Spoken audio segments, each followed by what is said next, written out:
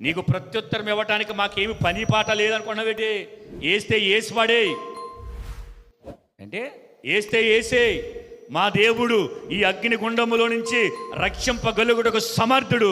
ఆయన రక్షించినా రక్షించకపోయినా మేము మాత్రం మొక్కం. అర్థమైందా? అంటే ఇచ్చినా ఇవ్వకపోయినా ఆయనే మా దేవుడు.